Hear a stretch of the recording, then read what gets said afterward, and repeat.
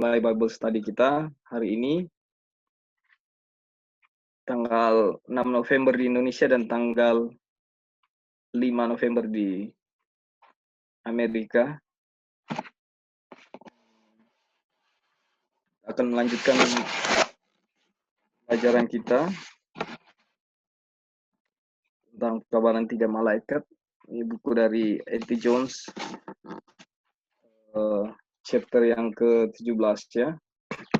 Namun sebelum kita mulai, apakah Kak Erli available untuk pimpin kita dalam doa buka? Oke. Mari kita berdoa. Bapa di surga, puji syukur terima kasih ya Tuhan atas berkat dan pimpinan-Mu. Kau sudah menyertai kami sepanjang kehidupan kami, di mana pemeliharaanmu, jalanmu, firmanmu, kemurahanmu ya Tuhan, merciful-Mu kepada kami ya Tuhan. Jalan nama-Mu dimuliakan selalu ya Tuhan. Ya Bapa, di mana kami mau belajar akan firman-Mu. Kira Engkau ya Tuhan, pimpin di dalam pelajaran ini ya Bapa, agar semua yang dibawakan, yang kami mau pelajari, biar datang daripada-Mu saja. Kemurahan-Mu selalu ya Tuhan, dan Kau yang akan mengontrol semua pembicaraan, perkataan, firman-Mu ya Tuhan. Dengan demikian ya Bapa, kami yang mendengar, bukan hanya mendengar, tetapi kami sebagai pelaku firman-Mu. Dengan demikian ya Tuhan, kami dapat memuliakan Engkau, berkenan di hadapan-Mu. Pimpin juga pada Dolphin yang akan membawakannya, biarlah Engkau berikan akal budi dari surga, Roh Suci-Mu yang bekerja selalu ya Tuhan, agar apa yang dikatakan hanya sebagai penyalur, Kau gunakan dia sebagai penyalur-Mu ya Tuhan, karena semuanya itu ya Bapa, sumbernya daripada Engkau saja. Ya Tuhan, pimpin juga pada jalur jaringan internet, agar semuanya dapat berjalan dengan lancar, tidak ada halangan, dan kemuliaan bagi nama-Mu. Terima kasih ya Tuhan. Kami berdoa dan mengucap syukur, memohon di dalam nama Tuhan Yesus Kristus, penebus dan juru selamat kami. Amin. Thank you. Terima kasih Kak Erli, puji Tuhan.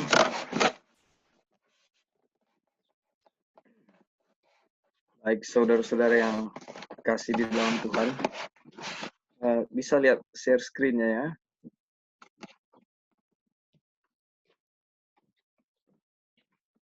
Kita akan datang pada summary meeting ketiga ini, dan summary waktu meeting sebelumnya. Jadi kita lihat di nomor 1, Tuhan itu memberi semua berkat yang Dia miliki kepada setiap jiwa di dunia ini. Dia memilih setiap jiwa di dunia. Ya, itu penekanannya. Jadi Tuhan memberikan berkat untuk semua jiwa, untuk siapa saja. Ya, karena dikatakan setiap jiwa di dunia ini. Yang kedua, Tuhan mencurahkan segalanya dalam satu pemberian yang menakjubkan. Tetapi jika manusia tidak akan memilikinya, Tuhan tidak akan memaksa untuk memiliki sedikit setiap orang yang akan menerimanya. Jadi pemberian kasih karunia itu, ya, atau kecurahan Roh Kudus, atau kematian Kristus di kayu salib, itu semua Tuhan berikan tanpa ada unsur paksaan kepada setiap manusia. Tuhan tidak memaksakan saudara mau terima atau tidak, saya mau terima atau tidak. Nah, di poin ketiga, kerjasama dengan Tuhan, yaitu menyetujui atau mengizinkan Tuhan. Itulah bentuk kerjasama kita dengan Tuhan. Jadi kerjasama, puji Tuhan dengan pelajaran ini, saya juga tahu bahwa sebenarnya kerjasama saya dengan Tuhan itu bukan saya melakukan untuk membenci dosa, misalnya. Bukan saya melakukan untuk membentuk karakter saya. Bukan. Ya. Makanya dengan inilah pelajaran kita tentang righteousness by faith atau pembenaran oleh iman itu, ya, matching. Dia klop, ya. Karena apa? Sebenarnya kerjasama yang Tuhan mau dengan kita itu adalah hanya mengizinkan Tuhan, ya, hanyalah mengizinkan Tuhan untuk mau menerima pemberian Tuhan itu. Itulah yang kita yang kita harus pahami dengan sesungguhnya. Jadi mengizinkan Tuhan itu kerjasama bentuknya, ya. Saya ingat ini Brother Lali yang baca di waktu lalu itu. Yang keempat, Tuhan sudah membeli kita sebelum dunia dijadikan. Kita adalah milik Tuhan. Jadi sebelum dunia dijadikan, ya, kita ini sudah dibeli. Dan kita ini adalah milik Tuhan. Poin kelima, barang siapa yang tidak percaya kepada Tuhan, membuat dia seorang pendusta.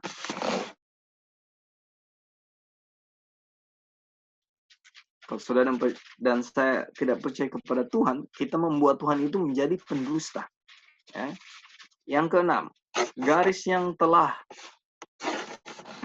Tuhan tetapkan memperbaiki kebebasan setiap orang dan dia sendiri tidak akan pernah melewati garis itu sehelai rambut pun, ya, tanpa seizin kita. Nah, apa itu? Dia menghormati kebebasan dan martabat yang telah dia berikan kepada makhluk cerdas, baik manusia ataupun malaikat. Ini poin keenam ini itu kuasa memilih. Jadi Tuhan di poin di atas, Tuhan tidak akan pernah memaksakan saudara dan saya untuk mau menerima, ya. Tuhan bukan diktator. Di poin keenam ini, summary kita, Tuhan tidak akan melewati satu garis rambut pun, selai rambut pun, ya. Jadi Tuhan tidak akan memaksakan apa-apa kepada kita. Itu tergantung kepada pemilihan hati kita. Nah, makanya dikatakan di sini, inilah keadilan Tuhan, ya. Malaikat dia beri kuasa memilih. Kita diberi juga kuasa memilih. Baik, poin ketujuh. Bukan urusan Anda bagaimana perasaan Anda. Ya. Ketika Tuhan berkata begitu, memang begitu sudah firman-Nya, ya. Entah aku merasa baik, entah aku merasa begitu atau tidak. Jadi firman ini tidak tergantung dengan perasaan Anda atau perasaan saya. Ketika firman bilang begitu, itulah yang akan terjadi dan itulah keadaannya, itulah situasinya, ya. Yang kedelapan, perasaan itu tidak ada hubungannya dengan fakta, ya. Jadi kita tidak bisa mereka-reka segala sesuatu, apalagi dalam hal firman Tuhan, dengan perasaan. Yang kesembilan, jika Anda mencari perasaan sebagai bukti, Anda tidak akan pernah menemukan buktinya. Ini kalau pakai perasaan, ya. Tetapi jika Anda melihat kepada firman Tuhan untuk membuktikannya, maka Anda akan mendapatkan bukti yang Tuhan berikan dalam firman-Nya. Artinya, kekuatan ilahinya sendiri dalam satu kata itu bekerja secara efektif dalam diri orang percaya. Yohanes 3 ayat 16 itu bilang begini, karena begitu besar kasih Bapa akan dunia ini sehingga ia mengaruniakan anaknya yang tunggal supaya setiap orang yang percaya. Jadi kasih karunia Bapa itu berlaku, orang sering baca ayat ini, tapi kayak lurus-lurus aja, ya. Penekanannya setiap orang yang percaya. Bagi yang percaya. Dan firman itu, anugerah itu efektif dalam kehidupan orang itu. Ya. Kalau saudara dan saya tidak percaya, firman itu tidak akan efektif. Ya. Karena firman itu, Tuhan bilang, aku Alfa dan Omega, yang awal dan yang akhir. Artinya, kalau dia Alfa, dia juga Omega. Dia A, dia juga Z. Dia tidak akan berubah. Tidak ada firman yang berubah. Yang membuat segala sesuatu berubah itu adalah kita, pemahaman kita. Baik, saudara-saudara yang kekasih, itulah summary kita di meeting yang lalu. Dan kita masuk pada kutipan pertama. Dan setelah di terawang ini, ya, luar biasa ini, apa namanya, Kami ikuti satu persatu ya, dari kita kan bergantian baca ya. Saya akan baca di kutipan pertama ini. Kalau begitu, Tuhan telah membeli kita, bukan? Sekarang, sejauh yang Anda dan saya ketahui, kita tidak perlu ragu lagi apakah kita adalah milik Tuhan. Itu sudah bukan pertanyaan lagi. Itu sangat ya. That is so. Jemaat berkata ya. Tetapi ada beberapa orang di dunia ini yang tidak benar-benar memiliki pengalaman nyata pada kenyataan sejauh menyangkut pemenuhan kesepakatan mereka, tidak menyerahkan diri mereka kepada Tuhan, dan secara praktis bukan miliknya. Jadi, dikatakan ada beberapa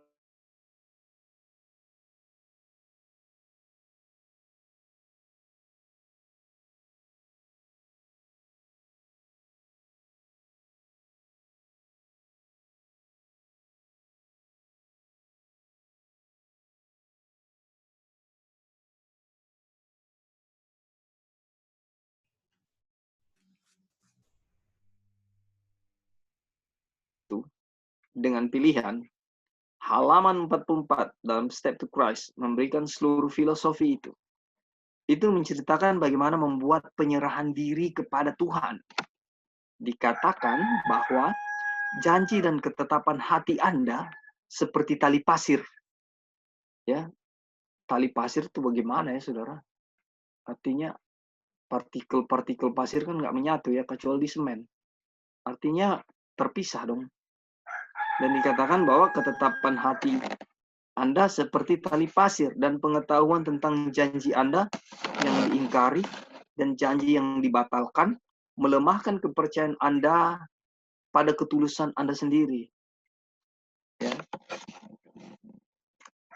Dan akhirnya, ini saudara-saudara, jadi di paragraf ini penekanannya juga bahwa hati manusia yang dikatakan ketetapan hati kita dikatakan seperti tali pasir. Ya, jadi berubah-ubah manusia ya. Dan juga penekanan di sini bahwa kita adalah milik Tuhan. Jadi harusnya sudah tidak menjadi satu pertanyaan lagi apakah saya milik Tuhan atau tidak. Dan dikatakan bahwa kenyataannya ada juga orang-orang yang tidak menyerahkan diri mereka kepada Tuhan. Sehingga segala sesuatu Tuhan itu seperti tidak ada. Ya. Oke. Ini paragraf pertama, apakah ada yang mau kasih pendapat?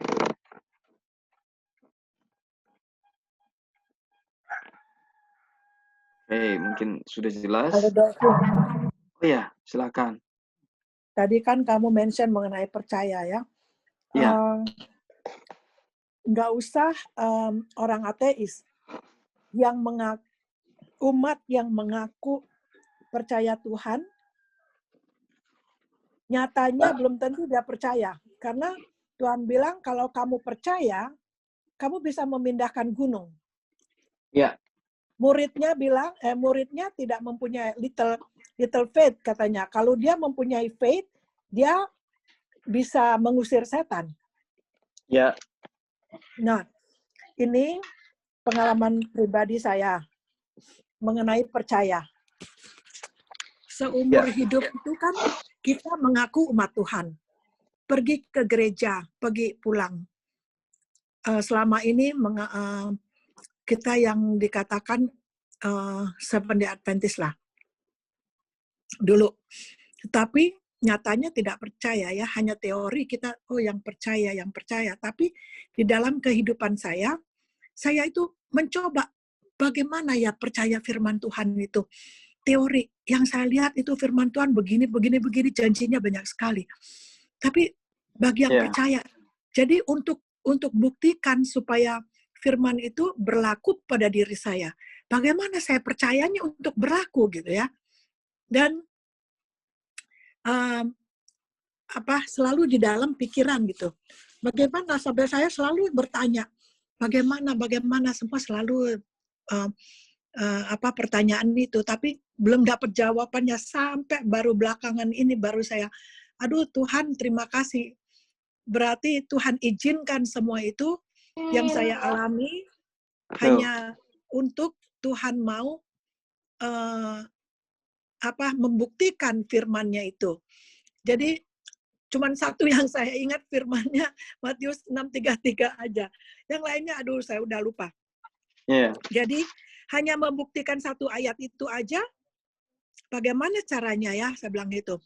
Jadi Tuhan izinkan semuanya berlaku sampai kita nggak punya apa-apa lagi. Nah, bergantung kepada Tuhan, sungguh-sungguh disitulah kita baru dapat merasakan firman itu berlaku. Karena kalau enggak, kita nggak tahu. Kalau misalnya ini cuma dari segi finansial aja.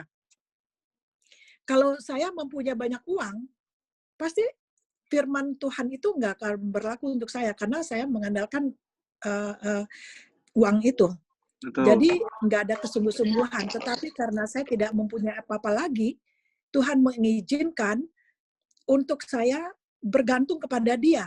Dibuktikan benar nggak firman Tuhan ini. Tuhan, kalau saya nggak punya apa-apa lagi, saya sudah tidak punya apa-apa lagi, jadi hanya bergantung kepada Tuhan. Jadi saya mau bahwa firman-Mu itu yang berlaku di dalam kehidupan saya. Dan kita merasakan bagaimana pimpinan Tuhan itu ya. Jadi setiap hari Tuhan tidak memberikan kelebihan banyak berlimpah, enggak. Dia cukup memberikan yang cukup satu hari ke sehari. Terima kasih, puji Tuhan. Puji Tuhan Karli ya. Jadi makanya saya lupa ya kutipan. Jadi maksudnya begini. Kalau orang lain yang orang-orang yang tidak istilahnya orang yang tidak disebut orang Kristen ya, tidak percaya itu bukan suatu keheranan, tapi kita yang disebut Kristen justru banyak ketidakpercayaan. Nah, itu yang sebenarnya menyakitkan hati Tuhan ya. Tapi Tuhan tidak berhenti mengasihi kita sehingga kita datang pada titik untuk supaya percaya. Orang yang memiliki iman dapat memindahkan gunung-gunung persoalannya ya. Gunung-gunung persoalan itu. Dan iman itu kan kita belajar imannya Kristus yang kita miliki supaya kesempurnaan di dalam setiap masalah itu, kesempurnaan kemuliaan Tuhan dinyatakan ketika ada problema kehidupan itu nyata. Karena ketika Anda dan saya memiliki iman Kristus dan iman itu dinyatakan, gunung-gunung bisa dipindahkan, dan ketika orang lihat, ada Kristus di dalam dia, karena percaya, karena iman. Abraham kita sudah pelajari ya. Ini juga pelajaran Abraham, bagaimana iman Abraham ya. Jadi betul sekali Karli, dan biarlah kekuatan firman Tuhan menjadi patokan kita selalu dalam setiap pergumulan. Memang kalau dipikir-pikir, kalau orang punya uang, segala sesuatu itu tidak akan, kecenderungannya tidak akan mengandalkan Tuhan. Tetapi kalau kita tidak punya uang, kita akan menggunakan lutut kita untuk mengatasi segala perkara. Baik, kita akan lanjut pada paragraf berikut.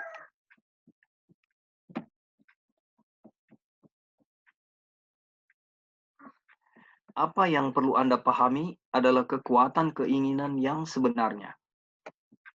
Anda tidak dapat menyelamatkan diri Anda sendiri. Anda tidak dapat mengubah hati Anda. Tetapi Anda dapat memilih untuk melayani Dia. Itu aja ternyata yang bisa kita lakukan, saudara-saudara. Paragraf ini 403.1, ada yang mau kasih pendapat?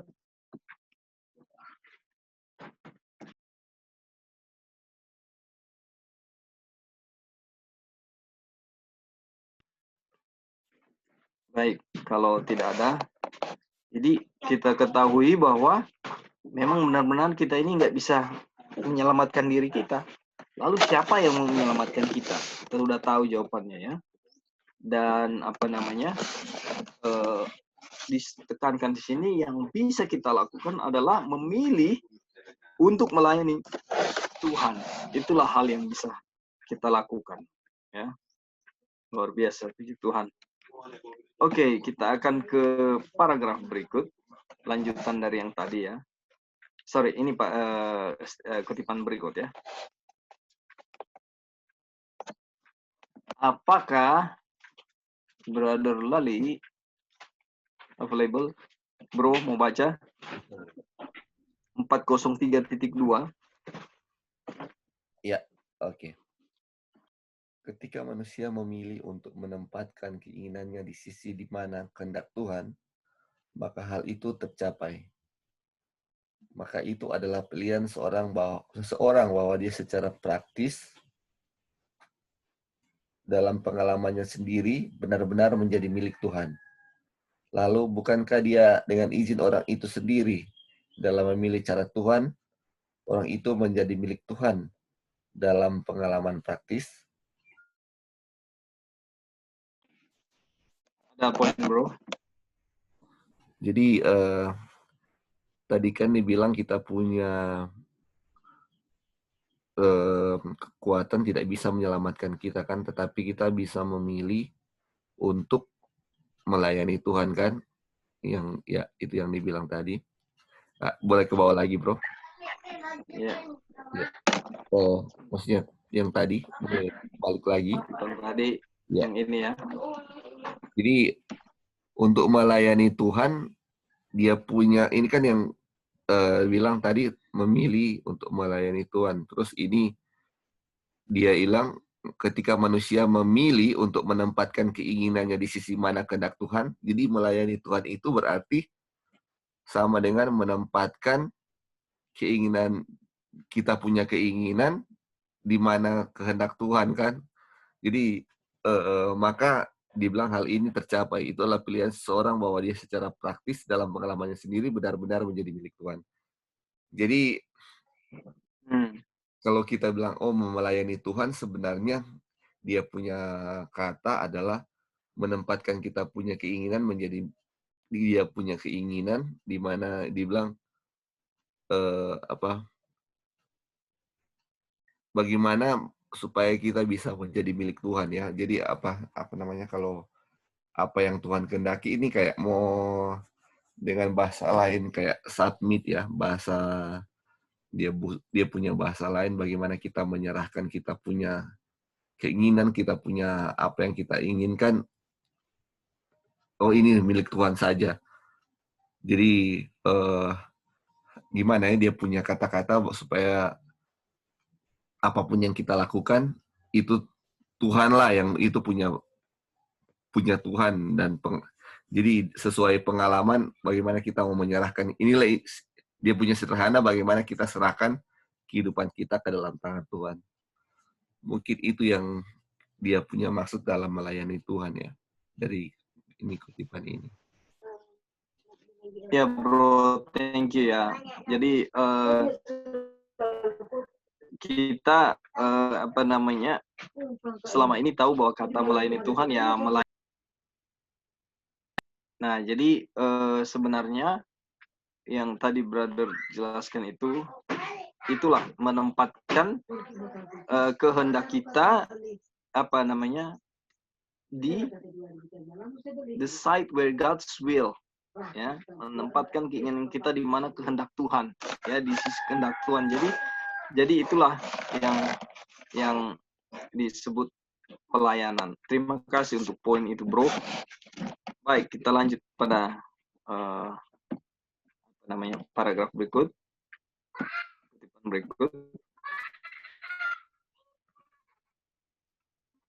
Oke.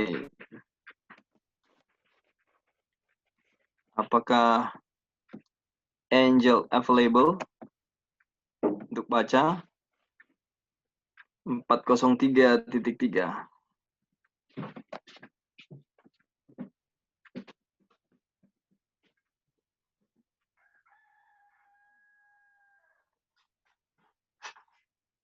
Oke, kalau Angel belum, apakah Brother Roy available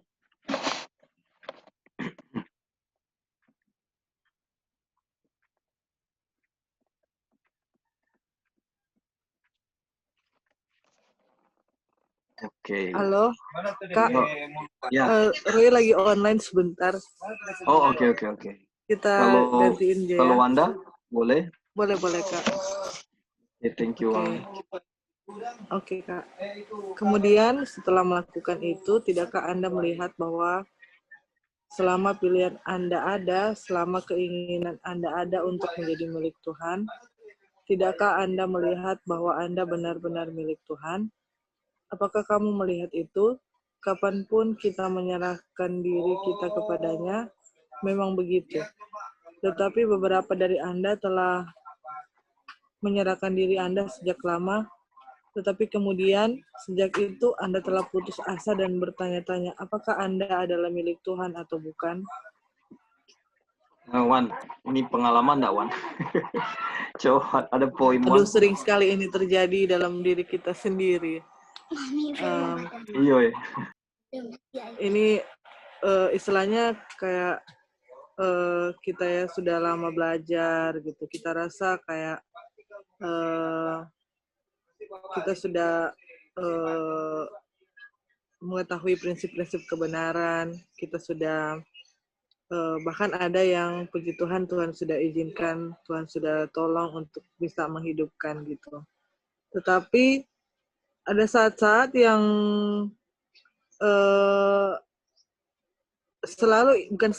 selalu bertanya-tanya, apakah saya ini adalah milik Tuhan atau bukan.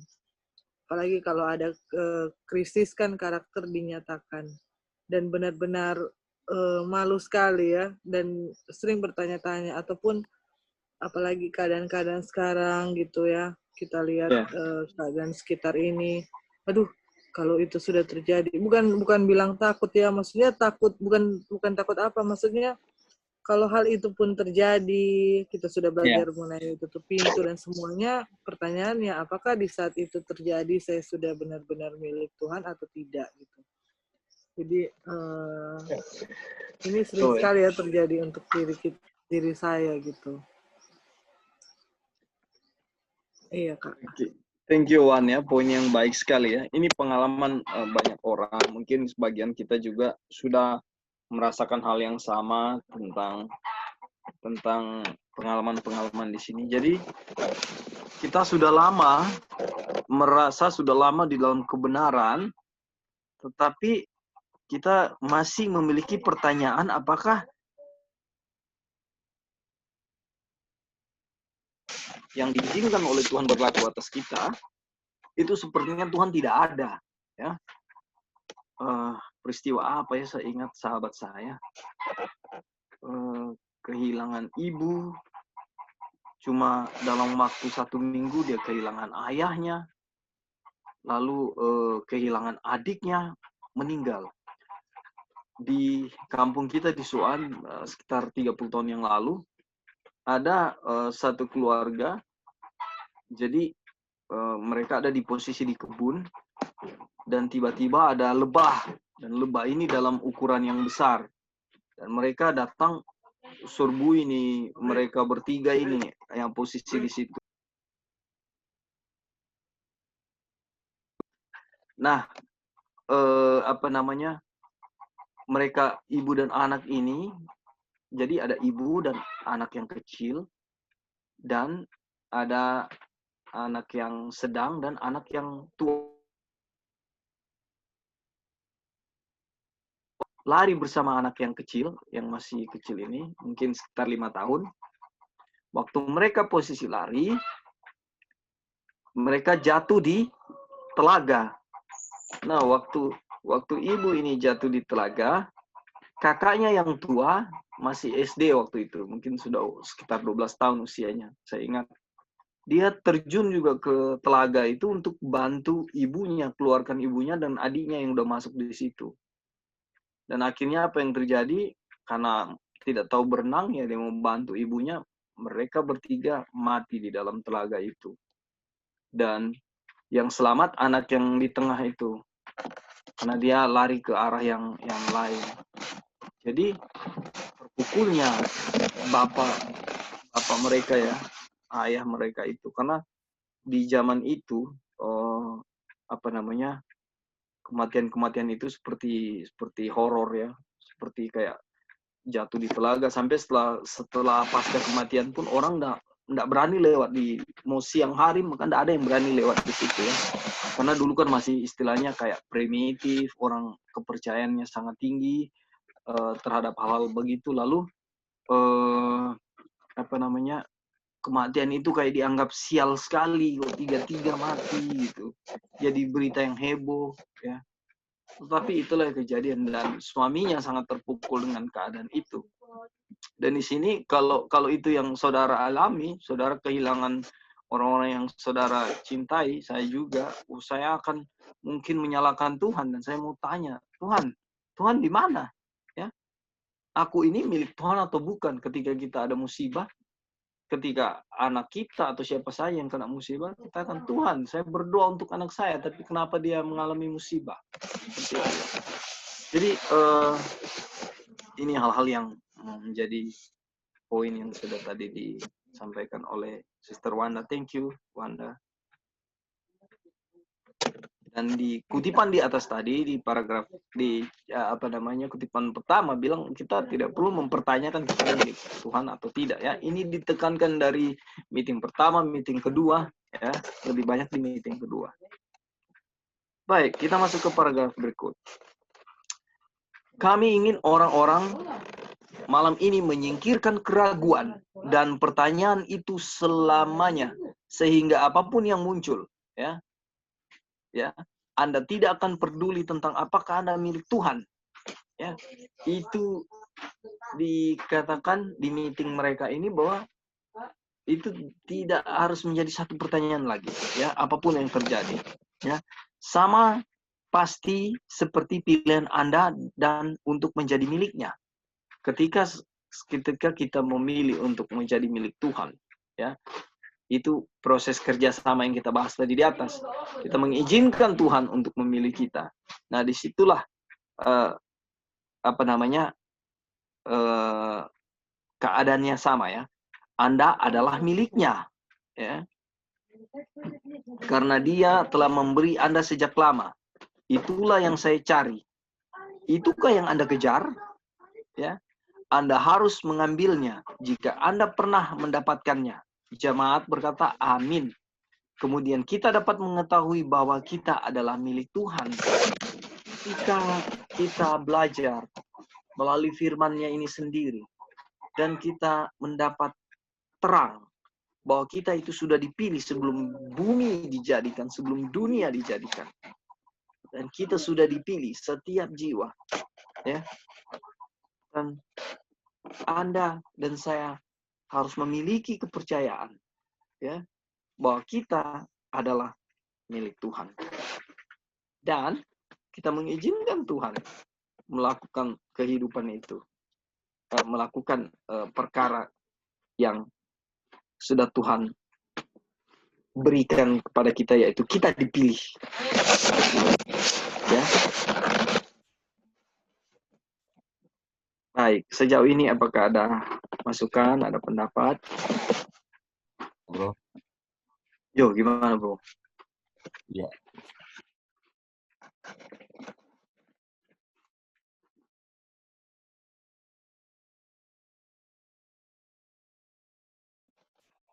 Bro, nggak ada suara bro. Sorry.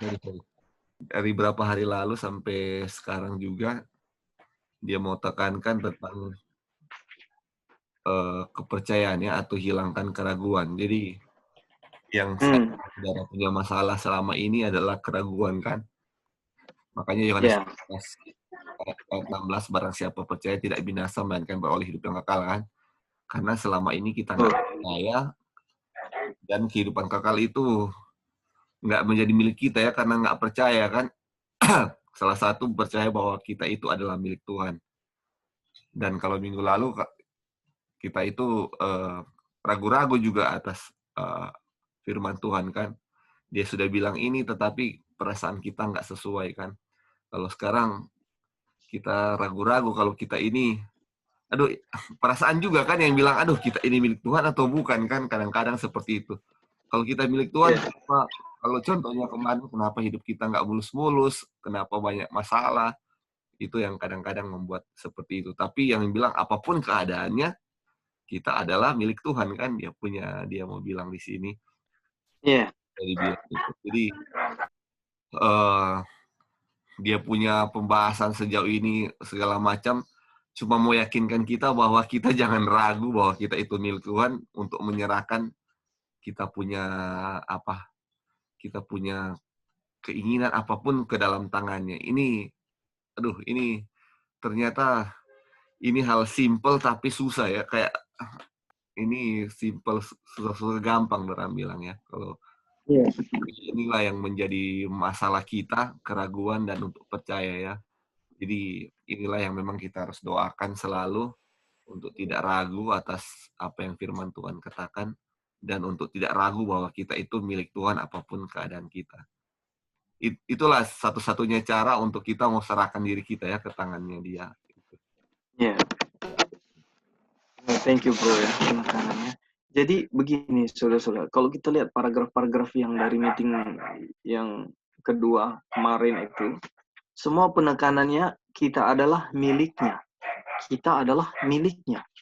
Kita adalah milik Tuhan dan itu diulang-ulang. Saya lagi pikir-pikir dan membayangkan meeting A.T. Jones kepada jemaat waktu itu, apakah jemaat nggak bosan? Ya, karena selalu diulang-ulang. Tapi kalau kita baca setiap paragraf, kita lihat bahwa antusias jemaat ya, karena mereka menjawab sama-sama apa yang A.T. Jones jawab, yang ditanyakan. Ini antusias jemaat dalam penanggapan firman Tuhan ini luar biasa ya. Ini kabaran 3 malaikat, saudara ya. Jadi mereka sangat serius menanggapi ini, sehingga kesan bosan karena ini diulang-ulang terus itu tidak ada. Dan mereka mengaminkan apa yang sedang mereka pelajari ini bersama-sama ya. Kita lihat di mana A.T. Jones bawa dari satu ayat kepada ayat yang lain ya. Jadi kita juga akan lihat di bawah nanti ada apa namanya tuntunan pelajaran ini kepada ayat-ayat yang lain. Oke, thank you bro atas masukannya. Baik. Kita masuk ke paragraf berikut. Ya, Carly. Nyambung tadi punya ini, Kali, bahwa kita milik Tuhan. Waktu saya baca, tadinya kan saya berpikir, dari mana ya kok ngaku milik Tuhan gitu ya. Terus seperti Holy Spirit yang kasih tahu ke saya. Terus karena kita sudah dibayar oleh darah Kristus. Jadi darah Kristuslah yang membayar kita sehingga kita jadi milik Dia gitu. Tapi kita juga harus ikut menurut gitu ya. Karena kita udah jadi milik Dia, jadi jangan sampai kita memalukan Kristus sebagai miliknya. Thank you. Terima kasih Carly. Jadi begini, kalau kita pelajari dari awal sebenarnya ya, kita ini sudah dipilih sebelum dunia dijadikan. Artinya sebelum saya dan saudara ada, kita sudah dipilih. Nah, kita dibeli, kita dibayar dengan apa?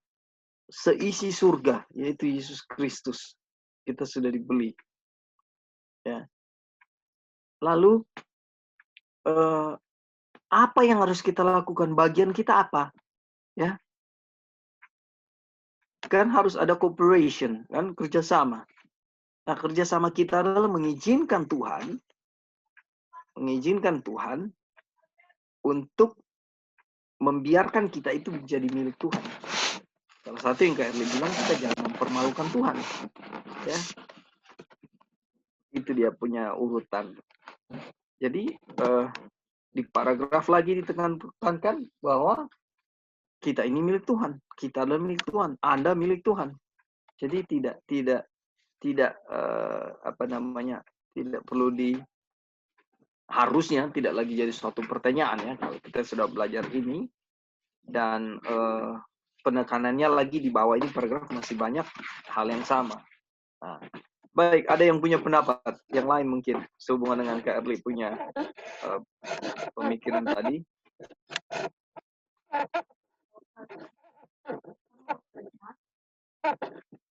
Oke, saudara-saudara. Kalau tidak ada kita lanjut ya. Tetapi sekarang kita kadang-kadang mendengar orang berbicara seolah-olah itu akan menyetujui dosa. Ya. Tidak, itu tidak akan melakukan itu. Tidak, itu akan menyelamatkanmu dari dosa. Ketika seseorang masuk ke tempat itu, dan pilihannya ada di sana untuk menjadi milik Tuhan, maka Tuhan bekerja di dalam dia. Baik untuk kemauan, maupun untuk melakukan kesenangannya sendiri. Dan dia adalah orang Kristen. Tuhan akan menjadikannya seorang Kristen. Itulah kekuatan ilahi yang ada dalam hal ini. Tidak ada sanksi dosa tentang itu. Nyatanya, itulah satu-satunya cara untuk menghindari sanksi dosa. Pekerjaan lain melakukan dosa, sanksi. Pekerjaan lain melakukan apa yang dikeluhkan Tuhan. Bahwa manusia telah menjadikan dia untuk melayani dengan dosa-dosa mereka. Jadi Tuhan itu punya komplain, ya. Yesaya 43:24, ya. Kita itu, ya manusia, kita sudah menjadikan Tuhan itu melayani dosa-dosa kita. Apa yang Tuhan katakan? Anda telah membuat saya melayani dengan dosa Anda. Yesaya 43:24. Oke, saya mau baca ya. Saya mau baca Yesaya 43:24. Supaya kok Tuhan ada komplain sih? Gitu. Yesaya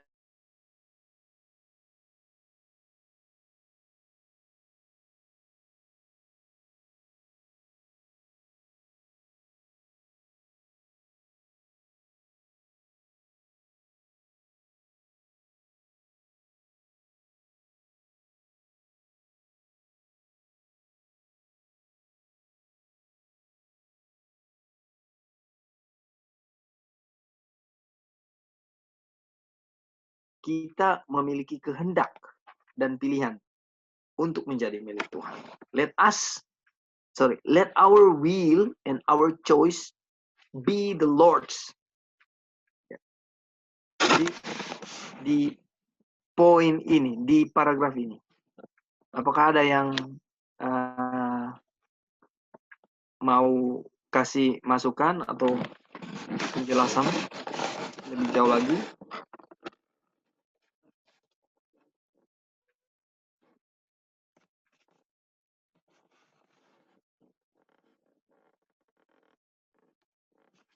Jadi dikatakan kalau di atas ini bahwa ketika saya ini jadi milik Tuhan, ya, justru kita akan diselamatkan. Justru kita akan hidup bergandengan dengan Tuhan.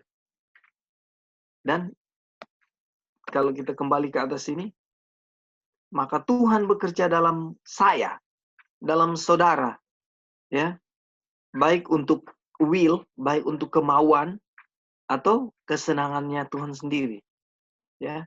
Tuhan bekerja di dalam saya, bekerja di dalam Anda, ya. Dan itulah disebut kita menjadi orang Kristen. Saya pernah bahas kata Kristen. Kristen artinya pengikut Kristus, ya. Dan itu sangat jelas. Tetapi ketika perbuatan kita, ya, mulut kita, kata-kata kita, tingkah laku kita, yang keluar itu bukan karakter Kristus, kita bukan orang Kristen. Karena pengikut Kristus, ya, Kristen pengikut Kristus itu artinya segala sesuatu Kristus yang keluar. Oleh sebab itu, kehendakmu itu dijadikan bagaimana ya? Di dalam saya, karena Tuhan yang bekerja, di dalam saudara, karena Tuhan yang bekerja, kehendak Tuhan yang terlihat. Kehendak Tuhan yang keluar. Itulah buah-buah dari ketika kita dijadikan Kristen. Kalau bilang di sini, dia adalah seorang Kristen dan Tuhan menjadikan kita Kristen, Ini bicara Kristen 100% ya. Bukan Kristen setengah-setengah. Kristen yang tidak ada bolong-bolongnya. Ya, artinya benar-benar karakter Kristus terpancar. Dan dikatakan itulah kekuatan ilahi yang ada di dalam hal ini. Jadi luar biasa. That is the divine power there is in this thing. Ada yang mau nanggapi kutipan ini?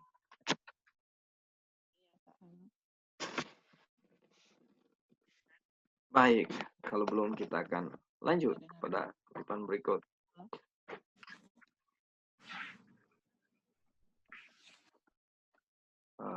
Apakah Brother Royce available ini?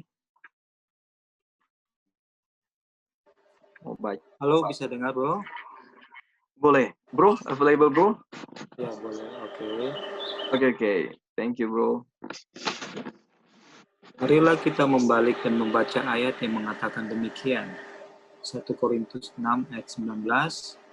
Dan kata terakhir dari ayat itu, kamu bukan milikmu. Benar begitu, bukan? Saya tidak peduli siapa orang itu. Apakah dia miliknya? Jemaat, tidak Tuhan. Tuhan telah membelinya, dan jika dia tidak membiarkan Tuhan memilikinya, dia sedang merampok Tuhan dari apa yang adalah milik Tuhan. Itulah kejahatannya. Meskipun dia tidak secara sadar dan praktis milik Tuhan, namun Tuhan telah membeli setiap orang, dan siapapun yang menolak untuk membiarkan Tuhan memilikinya, dia merampok Tuhan dari apa yang dia beli dan yang dia bayar harganya. Dan dia menghitung harga yang membuatnya kurang berharga dari dirinya sendiri. Bukankah itu roh setan yang sama yang berusaha menempatkan dirinya atas Tuhan di surga? Tuhan memberikan dirinya sendiri untuk kita. Kemudian, ketika saya tidak akan membiarkan dia memiliki saya, dalam hal itu saya menganggap diri saya lebih berharga daripada harga yang telah dibayarkan, yaitu lebih berharga daripada Tuhan, dan itu adalah diri yang sama yang menempatkan dirinya di atas Tuhan sepanjang waktu. Oh, biarlah pikiran ini ada dalam kita yang ada dalam Kristus, yang mengosongkan dirinya agar Tuhan dan manusia bisa bersatu kembali menjadi satu. Bro, menarik sekali ini, Bro. Ada poin, Bro. Iya.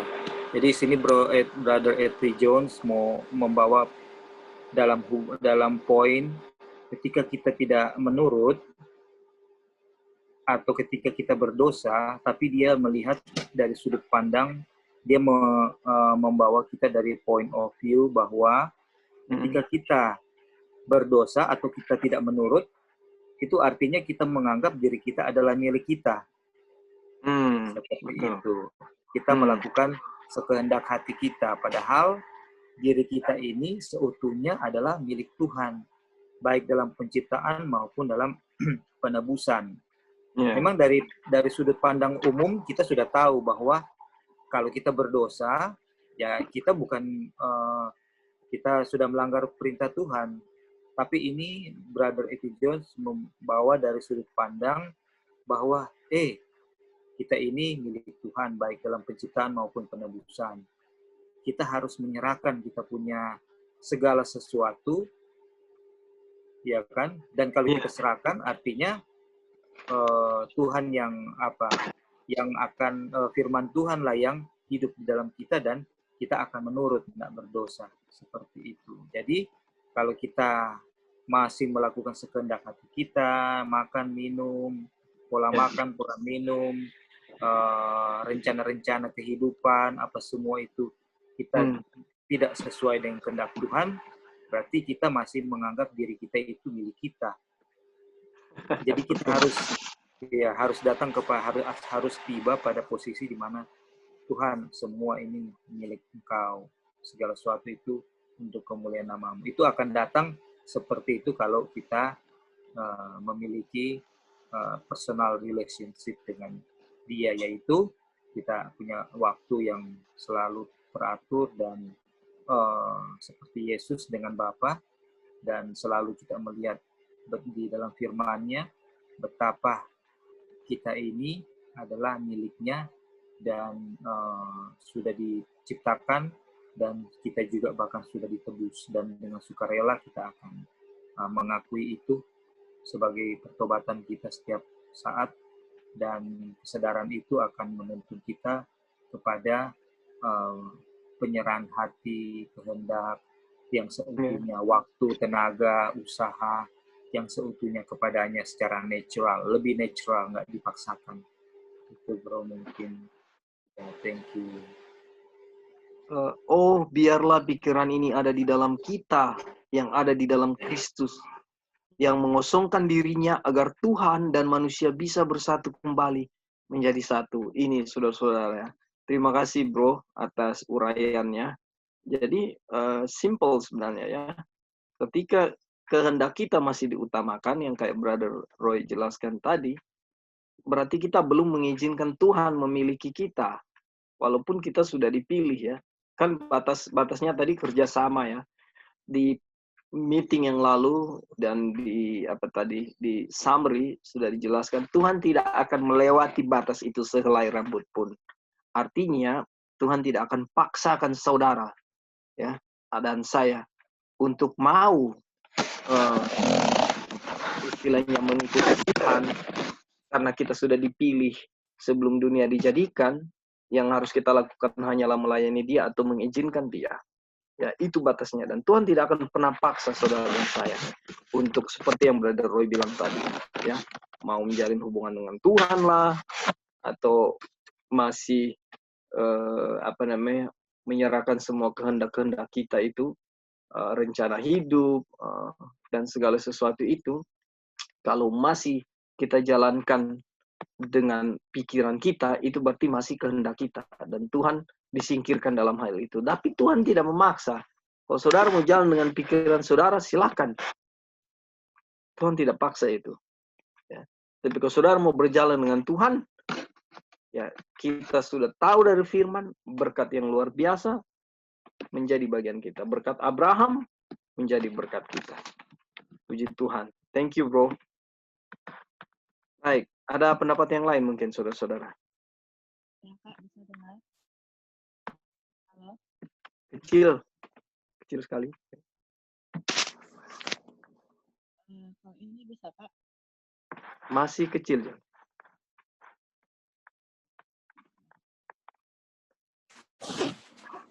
Kalau sekarang bisa? Ini sekarang bisa. Bisa? Bisa. Oh, okay. Ya. Jadi ini bagus sekali yang A.T. Jones ada tulis ini. Yang dia punya, masih bisa dengar ya, Kak? Ya, ini jelas. Clear. Yang dia kasih mengenai harga itu, jadi langsung terpikir di kita punya pikiran. Saya kayak mau bikin satu contoh supaya kita sendiri ya, kita sendiri bisa lebih mengerti apa yang A.T. Jones mau kasih. Jadi misalnya ada satu rumah, Kak Opin mau beli dan juga Lali mau beli. Nah, waktu Kak Opin beli, let's say Kak Opin belinya 100 juta gitu. Oke, jadi rumahnya 100 juta udah selesai dibayar. Terus tiba-tiba Lali tawarin, oh enggak, kita mau 200 juta. Akhirnya rumahnya itu dikasih ke Lali karena Lali bayarnya lebih mahal kan? Seperti itu. Yeah. Jadi kalau kita lihat contoh itu, kita balik ke tulisan A.T. Jones. Tanya, Tuhan sudah bayar saya dengan harga lunas, sudah. That's it, udah make payment dengan darahnya. Terus saya nggak mau kasih saya punya hidup ke Tuhan, karena saya rasa saya lebih berharga daripada harga yang Tuhan sudah bayar. Dan itu membuat kita itu menganggap diri lebih tinggi dari Tuhan. Kayak Lali bayarnya lebih tinggi gitu. Jadi rumahnya itu nggak kasih ke Kak Opin, malah kasih ke Lali. Karena lebih tinggi. Nah, kalau saya nggak kasih hidup saya ke Tuhan, saya rasa harganya saya itu lebih tinggi daripada yang Tuhan harus bayar. Dan itu membuat saya lebih tinggi dari Tuhan. Waktu baca ini, yang A.T. Jones try untuk mau explain itu, kayak selama ini berarti kalau saya tidak menyerahkan semua diri saya ke Tuhan, berarti saya membuat diri saya lebih tinggi dari Tuhan, dan itu sifatnya Lucifer kan, Kak? Karena dia Iya, mau betul. melebihi dari Tuhan kan. Jadi saya punya bapak selama ini, ya, the father of liar, Lucifer, yang mana saya merasa itu saya lebih berharga, dan harga yang Tuhan bayar itu tidak cukup gitu. Makanya saya nggak mau kasih diri saya kepada Tuhan. Aduh, itu kayak udah keterlaluan banget ya, padahal Tuhan sudah bayar kita dengan semua yang istilahnya, so itu tuh paling tinggi harganya, nggak ada yang lebih tinggi yang bisa Tuhan bayar. Iya. Infinite price, itu harga yang tak ternilai, dan saya masih, orang Amerika bilang, masih dare to say it is not enough kayak gitu. Dan jadi aduh, bagus sekali dia punya description-nya. Iya. Tersentuh aja sih, Kak, baca ini. Iya. Jadi memang betul gitu ya, tanpa orang sadari itu orang bikin setiap hari, yang mana orang menganggap dirinya lebih dari Tuhan karena price yang Tuhan bayar itu is not enough, atau saya merasa saya punya harga itu lebih tinggi, makanya saya nggak mau kasih diri saya sepenuhnya kepada Tuhan. Aduh, thank you, Kak. Thank you, Joy, ya, poin yang baik sekali ya. Jadi ini menarik sekali ini paragraf ini. Ya. Saya senang membaca lagi ya. Tuhan telah membeli setiap orang dan siapapun yang menolak untuk membiarkan Tuhan memilikinya. Dia merampok Tuhan dari apa yang dia beli dan yang dia bayar harganya, dan dia menghitung harga yang membuatnya kurang berharga dari dirinya sendiri. Bukankah itu roh setan? Ini tadi roh Lucifer yang Joy bilang tadi. Dan kita mengambil banyak bagian dalam posisi roh ini ya, memiliki roh ini. Ya. Apa rohnya itu? Menempatkan dirinya di atas Tuhan di surga. Ya. Jadi sudah Joy jelaskan tadi, puji Tuhan, terima kasih. Roy juga tadi sudah bilang. Ya.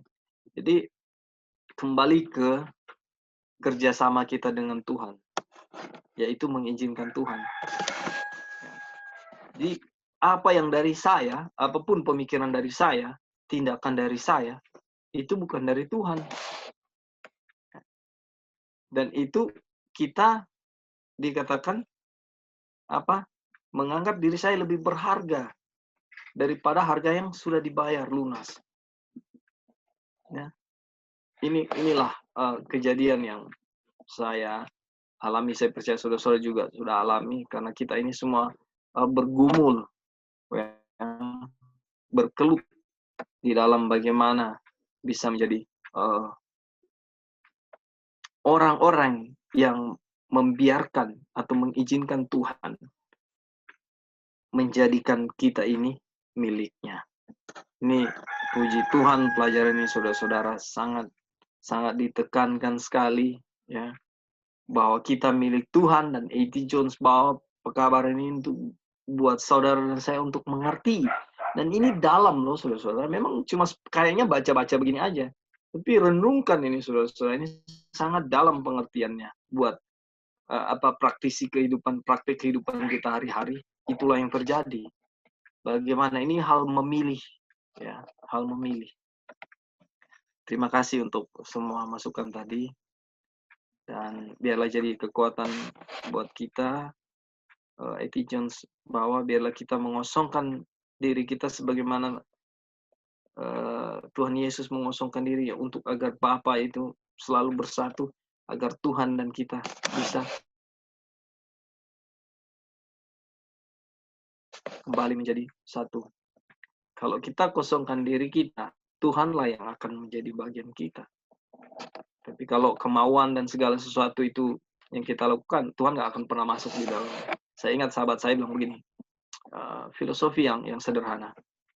Kalau kita tidak pernah turunkan tangan kita, Tuhan tidak pernah bisa mengangkat tangannya untuk mengerjakan, membantu kita. Luar biasa.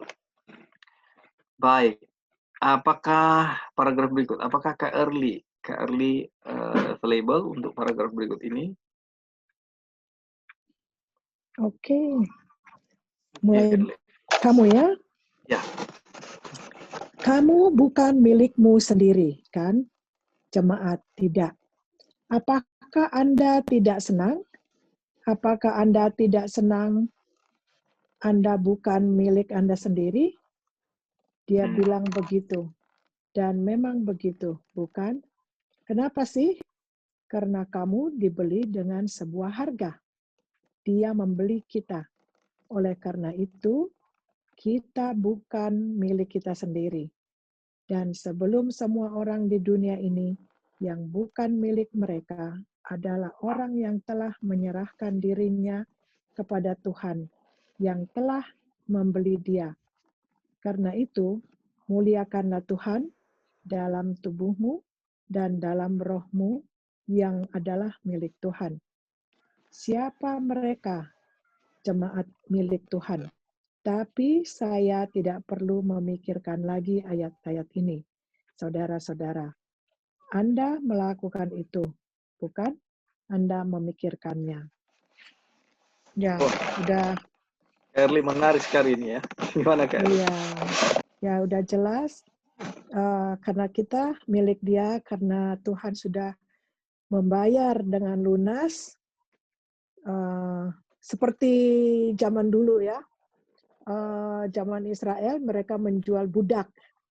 Jadi kalau si master sudah membeli budak itu, jadi miliknya si master, gitu kan? Nah, kita sudah dibayar juga, kita sudah dibeli dengan lunas, dan jadi kita milik Tuhan. Dan biarlah karena kita milik Dia, Tuhan mau kita muliakan Dia. Jadi biarlah kita memuliakan Tuhan. Jadi sebagai milik kita harus ada apa ya, balikan gitu ya. Jadi bukan hanya jadi kalau kita sudah milik Dia, apa yang kita harus lakukan gitu sebagai miliknya Dia. Jadi Tuhan mau kita hanya memuliakan Dia dengan tubuh kita dan dengan roh yang sudah jadi milik Dia. Jadi dengan tubuh kita muliakan itu soal yang nyatanya adalah kita bukan menurut dunia dengan mengotori, bukan saja mengotori dengan fisik kayak makanan yang tidak baik, dan tetapi juga dengan roh katanya. Berarti dan roh itu kita jangan berbuat dosa lagi. Karena itu untuk Tuhan mau memuliakan itu ya kita tidak mengotori secara fisik dan rohani. Jadi rohani adalah dosa dan fisik adalah makanan jasmani. Itu yang setaunya saya ya. Dan biarlah nama Tuhan dimuliakan dengan, karena kalau kita belajar secara teori, saya sukanya yang nyatanya apa tuh contohnya gitu kan. Kejadian ya. Itu sebenarnya pelajaran untuk saya juga gitu kan. Betul. Terima kasih. Ya, terima kasih Carly, puji Tuhan ya. Jadi begini, Carly senang hal-hal yang ada pelajaran-pelajaran yang terjadi di kehidupan nyata pribadi masing-masing kita ya. Jadi itu bagus sekali memang. Lebih apa ya katanya lebih menyentuh ya biasanya. Saya juga memiliki pemikiran dan perasaan yang sama Carly tentang hal-hal pelajaran seperti ini. Jadi menarik sekali. Saya pertama kali saya tahu dulu ada The Hall of Man ini satu grup anak-anak muda yang sedang belajar, dan waktu itu di Modo Inding, waktu itu sudah mulai Bible Study. Saya ingat Joy yang kasih pelajaran tentang wanita yang sakit 12 tahun ya, dan ketika dia menjamah ujung jubah Kristus, dia sembuh. Nah, saya nggak pernah tahu ya. Jadi pelajaran ini sangat menyentuh sekali saya. Saya sangat terkesan, dan saya percaya itu tuntunan Tuhan, tuntunan Roh Kudus untuk finally continue. Ya, puji Tuhan. Dari pelajaran itu saya sangat terkesan. Saya tidak pernah tahu di ujung jubah imam-imam itu ada firman Tuhan yang dibordir di situ, ditulis di situ. Makanya wanita ini, dia baca firman Tuhan, bahwa di ujung jubah imam itu ada kesembuhan. Makanya dia sentuh, dia jamah itu ujung jubah Kristus dan dia sembuh. Tuhan Yesus bilang, siapa yang menyentuh aku? Ya, pada waktu itu. Nah, hal-hal seperti ini, cara Tuhan mau panggil masing-masing kita berbeda ya. Tapi momen saya, itu yang bikin saya sangat terkesan. Luar biasa, karena ini pengalaman hidup. Orang-orang yang baca firman, dia memiliki iman seperti ibu ini. Ya, yang sakit 12 tahun. Ya. Dan ketika dia mengaminkan firman itu di dalam diri dia, ya, dia memuliakan Tuhan dengan firman itu. Dia lakukan, apa yang dia lakukan? Dia jamah juga itu. Dan dia dapat kesembuhan. Miracle ini boleh menjadi pengalaman saya dan saudara. Boleh menjadi satu kekuatan saya dan saudara. Kalau di kutipan yang ke early barusan baca ini, saya bawa warna coklat tua ini, coklat whatever, orange whatever. Apa namanya? Karena itu muliakanlah Tuhan dalam tubuhmu dan dalam rohmu yang adalah milik Tuhan. Itu bahasa vulgarnya adalah, saudara jangan pakai tubuh saudara ya seenak mau saudara, karena itu milik Tuhan. Ya. Saya jangan pakai tubuh saya ini ya dan roh saya ini seenak saya. Wah, saya suka-suka dengan. Dan inilah yang terjadi di masa lalu dalam kehidupan saudara dan saya. Mungkin masa sekarang pun masih kejadian-kejadian. Tapi oleh sebab itulah firman Tuhan itu diberikan kepada saudara dan saya. Supaya kita bisa lihat kehendak Tuhan yang sejati itu apa kepada saudara dan saya. Jangan perlakukan tubuh kita itu seenaknya. Kita milik Tuhan. Kehendak kita seenaknya. Jangan, kita milik Tuhan. Di sini diulang-ulang terus. Saudara dan saya milik Tuhan. Saudara milik Tuhan. Saudara milik Tuhan. Saya milik Tuhan. Kita semua milik Tuhan. Oleh sebab itu, muliakan Tuhan dengan tubuh kita. Ya. Karena kita milik Tuhan.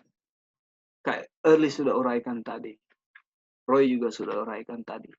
Jangan kita makan hal-hal yang merusak diri kita. Ya. Atau mungkin semua yang berhubungan dengan merusak diri, termasuk olahraga yang ekstrim, ya. Itu bagian. Kalau saudara misalnya ikut tinju, wah, itu orang pelipis sampai pecah, bahkan sampai ada yang sesak nafas. Itu diri ini udah ada yang patah rusuk, ada yang patah rahang. Itu Ka'bah Tuhan ini hancur gitu loh. Atas pilihan kita sendiri. Jadi kita jangan seenaknya, karena kita ini milik Tuhan. Nah, bagaimana supaya sikap jangan seenaknya itu jadi bagian saudara dan saya? Yang sering Brother Roy tekankan. Communion with God.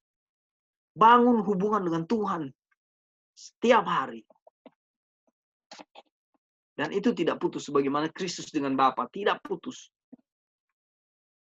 Tuhan Yesus itu apa-apa Bapa. Apa-apa Bapa. Sedikit-sedikit Bapa.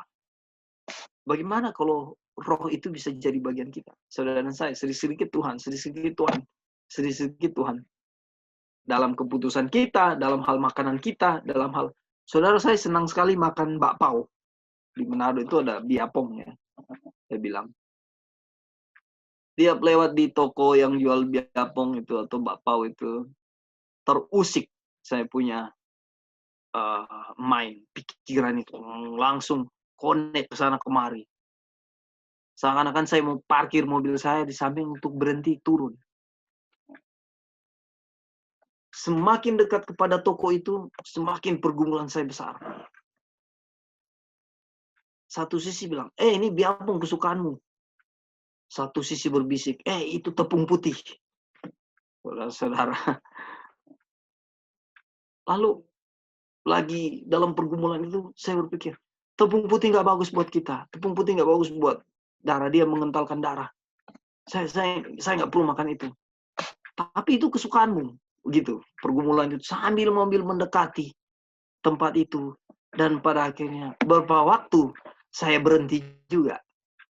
Tetapi dalam pertolongan Tuhan, beberapa waktu Saya dapat kemenangan untuk tidak berhenti di toko biapong, toko bakpao. Dan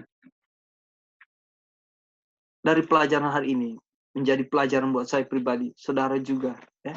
Bahwa kita nggak seenaknya mau merusak tubuh kita, memakai tubuh kita, ya, karena kita ini milik Tuhan. Kalau bakpao tidak bagus buat darah karena tepung putihnya, jangan makan, saudara-saudara. Hentikan.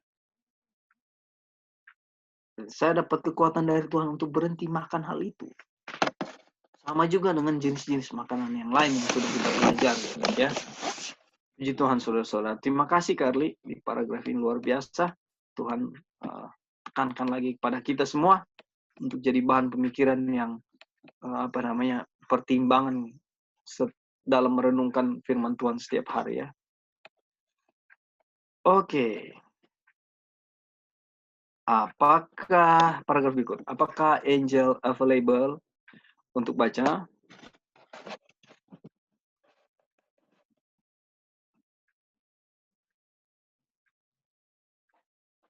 Ini di. Maaf Kak, lagi kasih makan Nathan. Oh, oke. Nggak masalah, Angel. Mungkin Kak Sus, apakah Kak Sus available?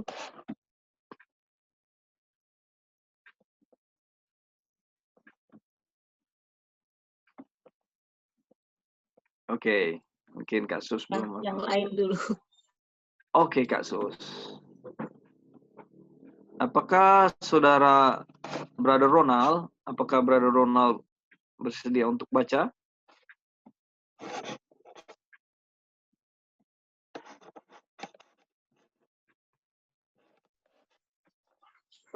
Dari mana, brother? Kapan ini? Dari Nah. Nah, saya baca ya. Ya. Nah, sekarang kita telah membaca ayat-ayatnya. Dia memberikan dirinya untuk kita. Dia membeli kita, berapa banyak dari kita. Jemaat, kita semua, kapan dia melakukannya? Sebelum dunia dijadikan. Orang macam apa kita sebelum dunia dijadikan? Orang macam apa kita saat Tuhan membeli kita? Kami hanya diri kami sendiri, sama seperti kita di dunia ini. Dan dia membeli kita, orang berdosa sama seperti kita. Jemaat, ya, sekarang apakah dia? Jujur, sekarang kami sampai pada pemikiran lain di sini. Sekarang, apakah dia membayar harga itu dan membeli kita? Apa adanya, orang berdosa? Jemaat, ya, makhluk jahat dan bersedia pergi ke jalan yang jahat, mau melakukan kejahatan, tidak membuat profesi agama dan tidak terlalu menginginkannya. Apakah dia membeli kita, jemaat? Ya, apa yang dia beli saat itu, dia membeli kami dan kami semua. Dan saat dia membeli apa yang ada dari kita, dia membeli dosa kita. Yesaya menggambarkannya luka dan memar dan luka yang membusuk, tidak sehat sama sekali. Apakah begitu? Sampai sini, brother? Iya, betul. Terima kasih. Brother Ronald, ada poin nggak dari yang sudah brother baca ini? Ada lihat sesuatu nggak? Ini kan jadi pertanyaan yang muncul, brother. Iya. Kenapa dibuat ilustrasinya seperti membeli dan membayar gitu? Kalau kehidupan sehari-hari membeli dan membayar itu kan seperti yang ringan gitu. Apakah ini sudah ilustrasi paling tepat gitu, brother? Betul. Jadi kalau kita lihat kan waktu kematian Kristus itu kita lunas dibayar ya. Karena prosesnya kan dari awal untuk mati itu Yesus harus datang dulu kan. Dan proses waktu dia datang ke dunia dari bayi itu sampai kepada dia punya public ministry pelayanannya, yang dia lakukan adalah keteladanan hidup yang tidak berdosa. Dan kematiannya di kayu salib itu, kita dengan brother yang lain, Lali dulu juga pernah bahas bahwa waktu Yesus mati, itu diaplikasikan dalam diri kita, kita mati diri. Artinya kita mati diri itu diri kita nggak ada. Yang ada Kristus yang hidup di dalam kita. Artinya kita tidak berdosa. Kenapa Kristus dari lahir sampai dia public ministry, dia kasih tunjuk kepada kita bahwa beginilah hidup tidak berdosa, dan kita bisa hidup tidak berdosa. Karena kita sudah dipilih sebelum dunia dijadikan. Wah, ini amazing sekali, saudara. Ya. Dan oleh sebab itu, kenapa Tuhan kasih contoh membeli dan bayar? Kita sebenarnya dibeli dari apa? Dari dosa. Jadi ilustrasinya apa yang lebih tepat membeli itu begini. Oke, kita ada di posisi misalnya utara. Nah, utara ini jurang, ya. Tuhan datang dari posisi selatan. Tuhan ambil kita, jangan kita jatuh di jurang karena kalau jatuh mati. Tuhan ambil kita, pindahkan kita di posisi aman. Ambil, kalau diilustrasikan jual beli, kita dibeli dari dosa, ya. Kita dibeli dari dosa, ditebus dari dosa, diambil dari yang harusnya mati, kita jadi hidup. Jadi ilustrasi jual beli ini kan terjadi di di kehidupan kita sehari-hari kan. Saudara mau satu barang, misalnya tomat 1 kilo, karena saudara dan saya perlu untuk ada di dapur kan. Kita nggak akan pernah dapat tomat itu sebelum kita beli. Tuhan tidak akan pernah dapat kita sebelum kita beli. Tapi ingat, ada proses. Proses itu adalah ketika kita sudah dibeli, kita mengizinkan Tuhan. Ya. Itu proses kerjasama. Bagaimana, brother? Apa dapat poinnya? Atau ada poin lain bro. yang brother? Halo, bro. Ini sudah membantu, brother. Oh, iya. Ya, sudah membantu, sudah menjelaskan. Puji Tuhan ya. Puji Tuhan, brother Ronald ya. Oke. Karena yang menarik yang brother sampaikan, sebelum dunia dijadikan kita sudah dipilih. Nah, itu artinya kita sudah dimilikinya gitu ya. Kemudian harus diurus lagi. Ya. Itu aja, brother. Puji Tuhan, puji Tuhan. Terima kasih ya sudah sama-sama. membaca, sudah berikan masukan, dan itu baik sekali. Bagaimana? Ya, tapi brother, ya. Brother, nggak apa-apa kan? Halo, gimana? Putus-putus barusan. Gimana, bro? Ya, terima kasih. Oke, thank you. Brother Lali, bagaimana? Ada yang mau disampaikan? Ya, bro. Ini soal yang ini ya. Kita sudah dibelikan. Kayak nggak masuk akal kan kalau kita lihat Tuhan yang ciptakan, otomatis kita itu sudah milik Tuhan. Kok dia mau beli lagi kita? Berapa kali dia mau jadi milik kita kan? Istilahnya gitu. Karena dia kan sudah jadi milik kita sebelum dia dijadikan, kok dia beli lagi kan? Jadi istilahnya begitu. Jadi ini seperti ini ya, dia punya ilustrasi. Misalnya kita ini tukang bikin kursi ya atau meja. Yeah. Jadi ketika kita bikin kursi, selesai bikin, kita sudah bikin bagus-bagus. Dan ketika kita taruh di rumah, misalnya atau karena baru habis cat, kita jemur supaya dia kering catnya. Pas saya masuk ke rumah, orang curi itu kursi. Padahal saya ingin sekali kursi itu karena saya bikin dengan yang terbaik yang saya tahu, saya bikin itu. Dan orang curi itu kan, bisa saja kan kalau itu saya bisa lapor, saya bisa ambil lagi, saya cari, saya ambil lagi. Tetapi ketika saya lihat itu orang sudah ambil, saya beli lagi ke dia. Walaupun saya tahu itu milik saya, tapi supaya itu kita punya milik lagi, saya beli lagi ke orang itu. Yang curi itu. Jadi saya bayar orang itu supaya kursi itu menjadi milik saya kan. Itu sama dengan kita manusia kan. Kita sudah diciptakan Tuhan menurut gambarnya kan. Tetapi kita tahu ketika manusia jatuh dalam dosa, kayak kita Tuhan punya kepemilikan dirampas kan, kayak setan rampas, jadi dia jadi milik kita kan. Pikirannya kita sekarang sama dengan pikiran setan waktu jatuh dalam dosa kan. Segala sesuatu yang jahat, kita ada keinginan untuk melakukan yang jahat.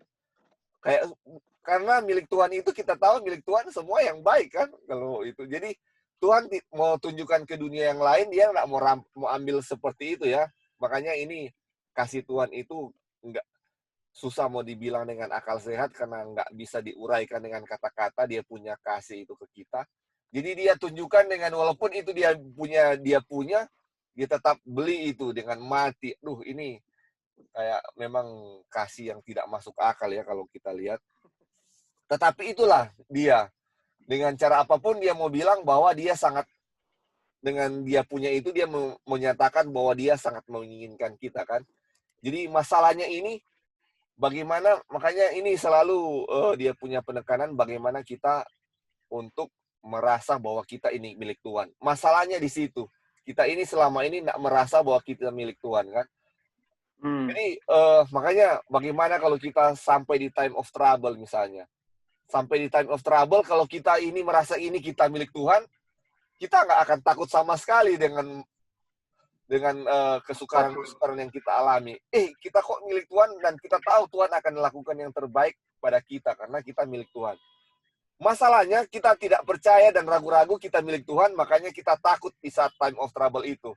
Dan pasti kalau kita dengan keraguan itu, Tuhan juga nggak bisa kan, karena hanya dengan kepercayaan dia bisa kerja di dalam diri kita kan. Kalau kita nggak percaya dan ragu, bagaimana dia bisa mau lakukan sesuatu di dalam diri kita?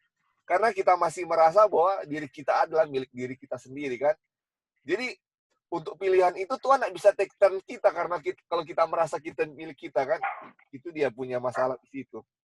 Jadi ini coba John tekankan bahwa ini kita sudah dibayar 2 kali loh, kayak berkali-kali dia menyatakan ini kita milik Tuhan, dan sadarlah bahwa kita milik Tuhan, dan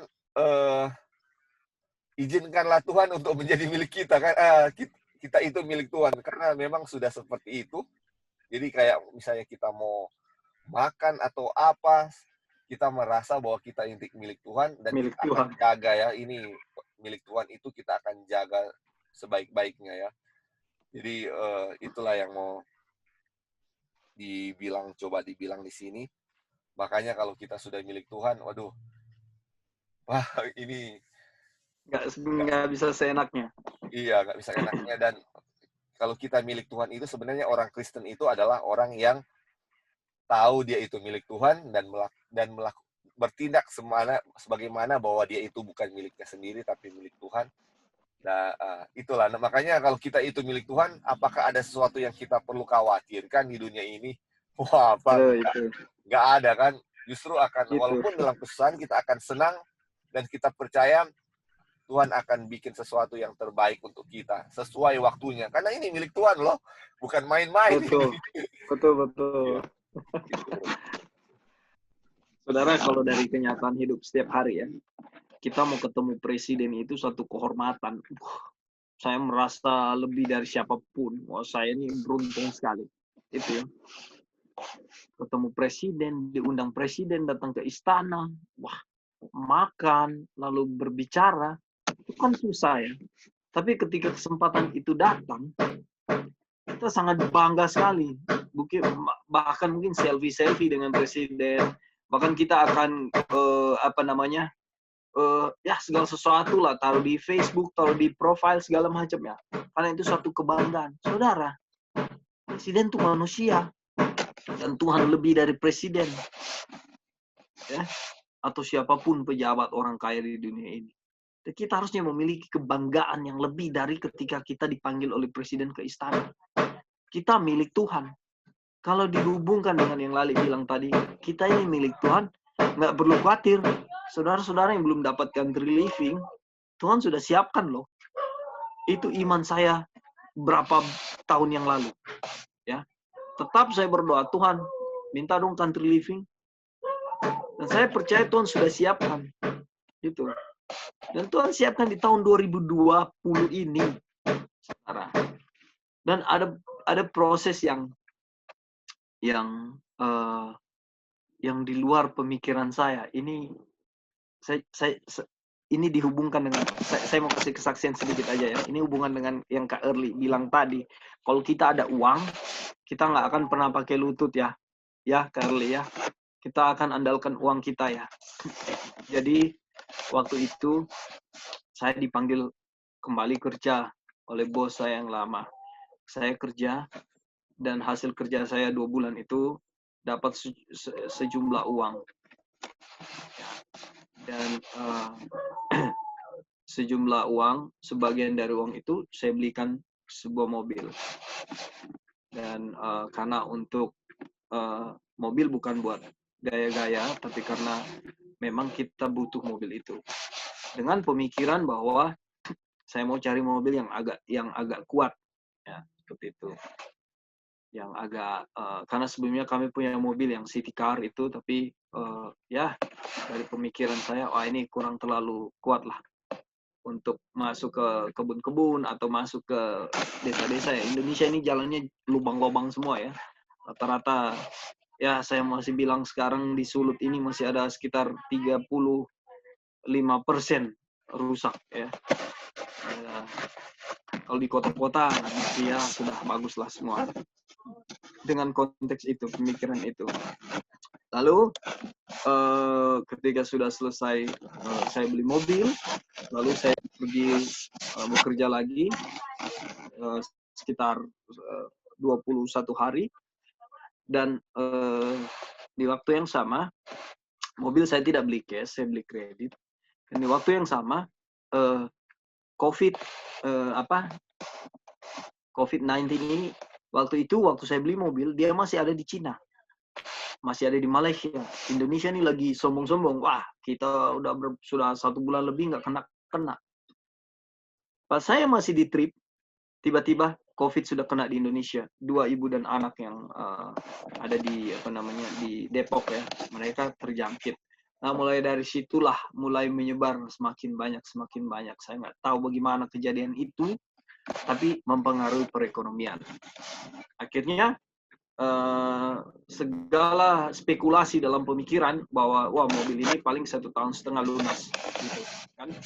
Semua meleset karena tidak ada pekerjaan lagi datang. Akhirnya saya harus menjual mobil itu.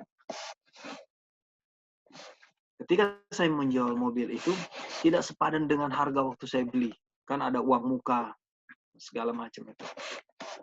Saudara, saya heran ya.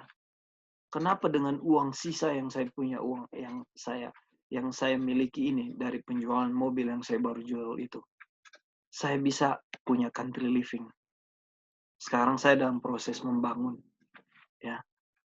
Dan itu cuma sedikit. Kenapa waktu saya baru selesai dari trip yang uangnya jumlah cukup banyak itu, saya tidak dibawa kepada pemikiran, oke, saya mau pergi bangun, kan saya pergi cari tanah, saya mau beli, saya sudah ada uang. Tidak di situ pemikiran saya, saudara-saudara. Tapi waktu-waktu belakangan ini saya renungkan, saya tidak akan mau mengandalkan Tuhan ketika saya dengan uang yang banyak itu. Ya. Sekarang pembangunan itu, mobil bisa bawa material itu sampai di depan tanahnya sahabat kami Om Johan. Tapi dari situ jalan setapak yang melewati sungai dan menaiki bukit, kita harus bawa material itu. Ya. Kita pikul, kayu harus kita pikul. Ya. Kalau saya ada uang, saya tidak akan beli tanah itu. Dan segala kesulitan yang Tuhan mau saya alami untuk mendidik fisik saya agar fit, mendidik mental saya agar kuat, itu tidak akan terjadi. Karena kalau saya punya banyak uang, saya akan beli tempat yang gampang-gampang saja, yang listriknya udah ada, ya. Walaupun ya kita perlu listrik, tapi tetap sekarang ada solusi ya. Tapi saya mau bilang bahwa dengan uang saya akan tidak mengandalkan Tuhan. Saya akan pakai saya punya uang untuk memudahkan segala cara agar country living saya bagus. Tapi saya ada sekarang di posisi yang terlihat saya tidak mengeluh. Puji Tuhan saya tidak mengeluh. Saya tidak mau mengeluh. Karena sekarang proses pembangunan saya harus pikul batako, saya harus pikul pasir, saya harus pikul kayu untuk dibawa ke tempat saya. Karena kendaraan, adapun beberapa kali kami sewa motor, orang kampung bantu kita untuk memindahkan sebagian material. Tapi di awal-awal sebelum saya ketemu orang itu, saya yang harus memindahkan ya. Dan sekarang masih ada sisa material yang harus dipindahkan. Saudara, ini bukan hal mudah, bukan hal gampang. Tapi puji Tuhan, tidak ada satu kata dari mulut saya yang Tuhan buat untuk saya mengeluh dengan keadaan ini. Tidak gampang. Bible study pun sekarang saya harus turun ke kampung. Saya ke rumah sahabat kami untuk nge-charge, ya, dan resiko jalan yang sangat tidak baik untuk kendaraan. Kalau mobil, ya kita nggak perlu jaga keseimbangan. Motor, saya pakai motor sekarang, itu harus jaga keseimbangan. Berapa kali saya jatuh, saudara-saudara. Nah, kesaksian saya mau bilang saudara-saudara bahwa Tuhan mau pelihara saya dan saudara. Dan penekanan yang di pelajaran kita saat ini, ya, ketika kita mengizinkan Tuhan, biarlah Tuhan yang melakukan segala sesuatu. Lali tadi tekankan, kita ini milik Tuhan. Pelajaran ini tekankan, kita ini milik Tuhan. Apa yang menjadi kekhawatiran buat kita lagi? Apa yang menjadi kekhawatiran buat saudara lagi? Kalau saudara milik Tuhan. Yang harus kita jaga, mengizinkan Tuhan itu dengan, cara mengizinkan Tuhan itu dengan begini. Jagalah apa yang harus masuk dalam mulut kita. Kalau itu tidak sehat, kita jangan masukkan. Itu kan. Itu menjaga, salah satu proses menjaga. Salah satu proses mengizinkan, maksud saya. Nah, disinilah saudara-saudara. Biarlah pengalaman yang baru saya share ini boleh menjadi kemuliaan bagi nama Tuhan, boleh menjadi kekuatan buat saudara dan saya yang belum ada country living. Ingat, kita milik Tuhan. Tuhan sudah siapkan. Tinggal waktunya. Ya, puji Tuhan. Terima kasih. Amin. Amin. Sekali. Baik, kita akan melangkah pada kutipan berikut ya. Halo Kak Opin. Ya, Joy. Silakan Joy. Iya Kak, datang tadi ya Kak. Soalnya bagus sekali sih. Puji Tuhan, puji Tuhan. Iya, jadi kan tadi brother, but anyway, thank you for kesaksian Kak ya, puji Tuhan. Ya, jadi tadi brother Ronald tanyakan kenapa kayak ada pakai kata jual beli. Jadi kalau kita lihat Roma 6 ayat 23, upah dosa adalah maut. The wages of sin is death. Nah, sin itu adalah pelanggaran akan hukum Tuhan. Nah, kalau sudah melanggar hukum Tuhan, hukum itu minta apa? Maut itu kan harus ada darah, toh? Harus ada darah. Kematian. Jadi bukannya kita yang mati, Tuhannya lah yang mati, darahnya yang bayar itu, yang istilahnya karena hukum yang minta harus ada darah. Karena sudah melanggar itu dia punya hukum.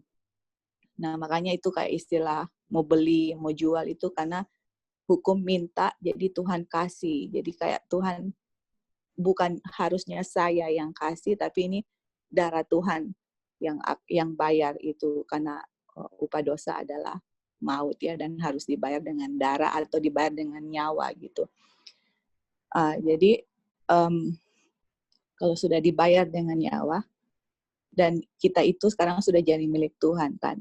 Jadi kayak gini ya, teringat kalau misalnya kita itu, bukan misalnya, kita itu milik Tuhan, itu ibarat saya ini punya anak-anak, dan anak-anak itu adalah milik saya. Walaupun kenyataannya itu adalah hanya titipan ya, tapi sebagai orang tua saya menganggap anak-anak itu milik saya. Nah, kalau kita lihat itu burung-burung, atau saya pernah lihat ada satu kayak dokumentari itu yang diambil video-videonya mengenai binatang-binatang. Itu ada satu burung, Kak. Ini burung anaknya baru menetes ya, dia punya telur baru pecah. Nah, di dalam sangkar. Terus tiba-tiba hujan keras. Jadi ibunya ini harus melindungi anaknya itu dengan sayapnya supaya anaknya nggak basah. Dan kayak lihat itu pengorbanan, ini burung loh. Pengorbanan itu, ibu itu kayak, aduh saya hanya udah mau menangis lihatnya itu, kayak dia berusaha untuk kebaskan dia punya sayap untuk supaya dia bisa survive, mau melawan itu air, dan supaya anak-anaknya terlindungi, sedangkan burung-burung yang lainnya udah pergi gitu loh, karena mau cari tempat untuk melindungi dirinya. Dan juga ada itu ayam gitu kebakaran, induknya melindungi dia punya anak-anak dan induknya mati gitu. Jadi sebegitulah kasih Tuhan kepada kita karena kita itu sudah menjadi miliknya ya. Aduh, maksudnya lihat bagaimana binatang melindungi anak-anaknya itu kan kayak tersentuh hatinya. Sebagaimana Tuhan juga sangat mencintai kita dan mau melindungi kita sebagai miliknya. Dan tadi A.T. Jones kasih di tulisan di atas, yang mana waktu Tuhan mau bayar kita kan, mau beli kita. Jadi pertanyaannya, kok Tuhan maunya mau bayar kita dengan harga yang harus nyawanya?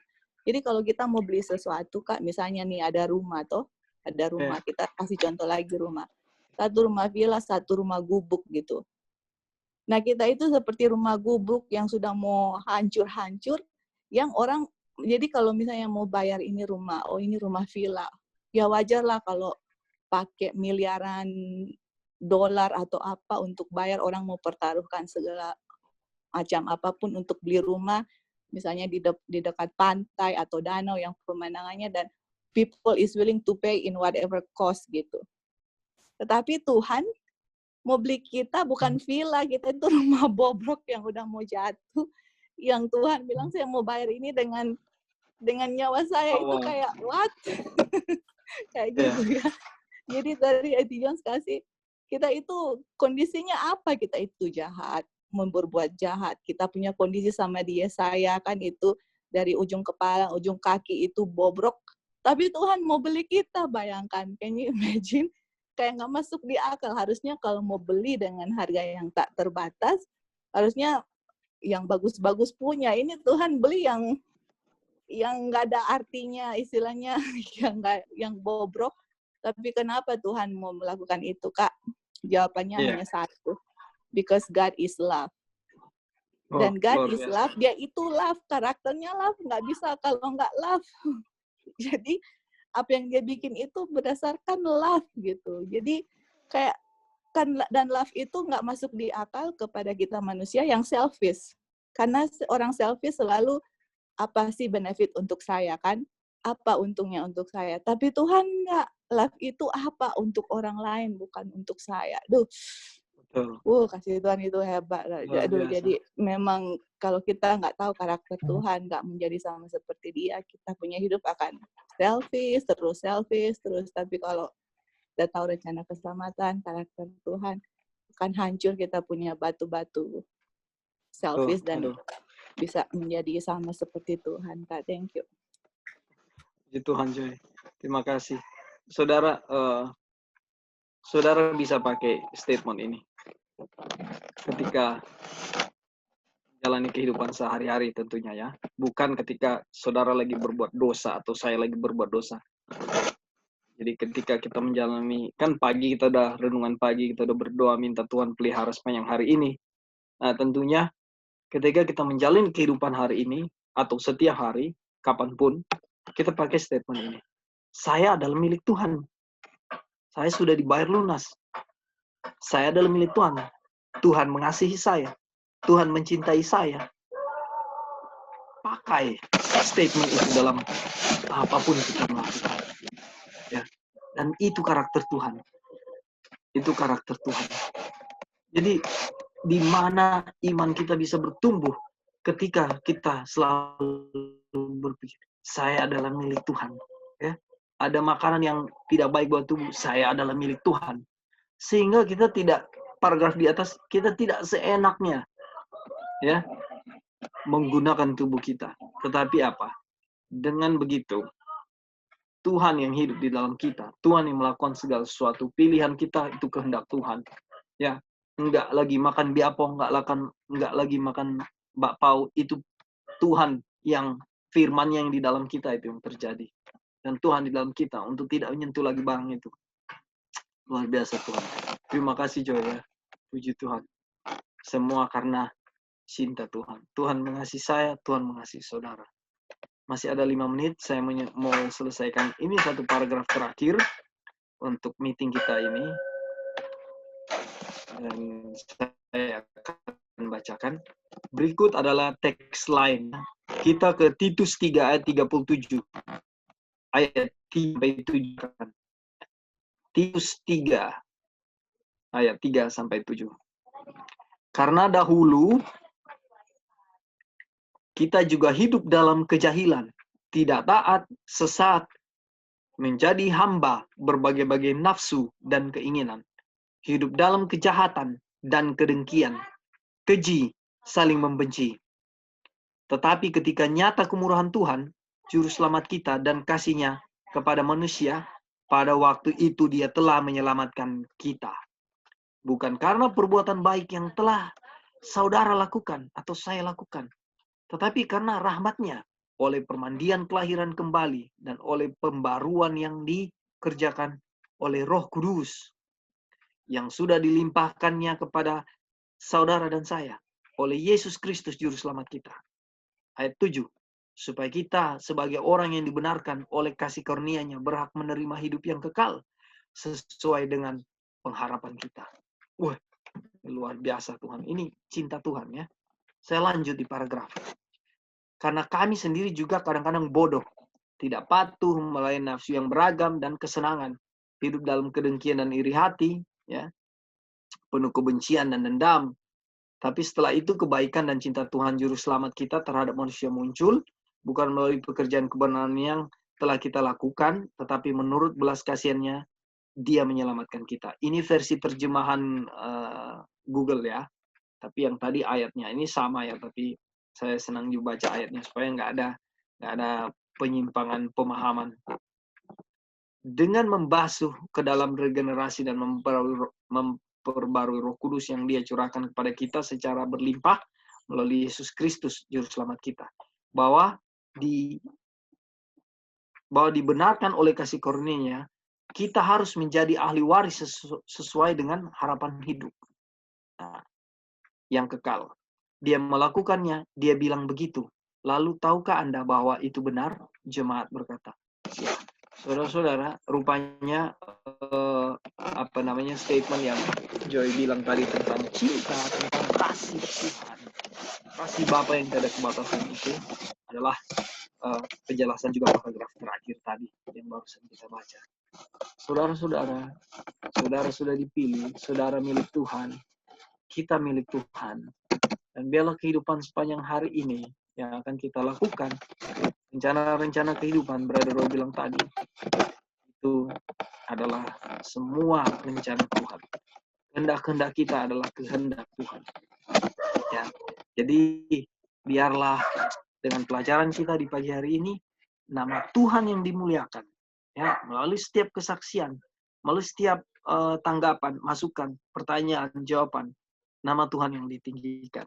Dan biarlah firman ini boleh mendarah daging dalam diri saudara dan saya, karena inilah karakter Kristus. Oleh sebab itu, kita belajar righteousness by faith. Kita mau lihat ya karakter Kristus itu ada di dalam hidup kita. Itulah kerinduan kita, kecurahan Roh Kudus, seperti pembahasan kita di chapter 17 ini di awal-awal.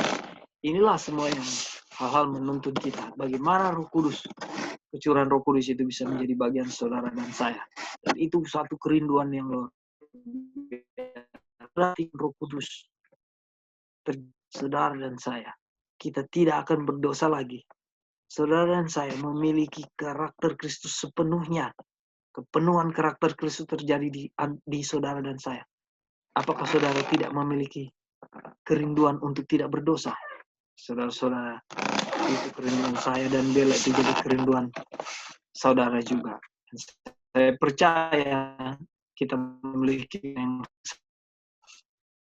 ini adalah one mind di dalam satu firman. Dan itu tidak bisa tergoyahkan, itu tidak bisa dipecahkan oleh bentuk apapun. Karena itulah firman Kristus, firman Tuhan. Terima kasih saudara-saudara partisi membaca, berpendapat, dan memberikan masuk. Dan biarlah nama dimuliakan. Saya bawa nama Tuhan kita Yesus Kristus. Saya mau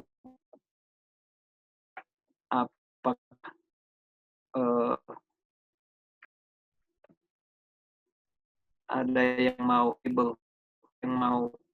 volunteer tutup kita dalam doa.